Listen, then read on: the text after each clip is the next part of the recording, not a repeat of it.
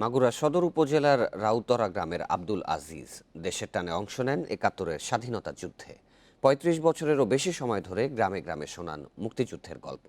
নিজের অর্থে শিশুদের মাঝে বিতরণ করেন মুক্তিযুদ্ধের গৌরবময় ইতিহাসের বই। মাগুরার গ্রামে গ্রামে শিশুদের গল্প শোনান মুক্তিযোদ্ধা আব্দুল আজিজ। গাছের তলায় মাঠে যেখানেই সুযোগ পান তুলে ধরেন ৭১-এর বীরত্বের গল্পগাথা, আর শিশুরাও শুনেন মুগ্ধ হয়ে। তিনি আমাদের খুব ভালোবাসেন, তা আমরাও ওনাকে অনেক ভালোবাসি এবং আমরা ওনাকে অনেক শ্রদ্ধা করি। নিজের অর্থে বাড়ি বাড়ি গিয়ে বিলি করেন নানা ধরনের বই। কেবল তাই নয়, ১৯৮৫ সালে নিজ গ্রামে গড়ে তোলেন আর্ট স্কুল।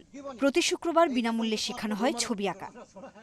উনি গ্রামে গঞ্জে বিভিন্ন জায়গায় ঘুরে ছোট ছোট বাচ্চাদের বিভিন্ন সময় মুক্তিযুদ্ধের গল্প শোনান। নিজের পকেটের টাকা দিয়ে বাচ্চাদের গল্পের বই কিনে দেন। সবার যাতে উপকার হয় সেই চেষ্টাটাই করে, মানুষ ভালো থাকে, ভালো চলে, সেই চেষ্টাটা, সেই বুদ্ধিটা সবার দেয়। ছোটকালেতে আমাদের এমনি বেড়াতে আমাদের খেলাধুলা শেখাতো এবং মুক্তিযুদ্ধ ওনার সঙ্গে আমি করেছি, ভালো ফাইট করেছে এই রাউতলায়।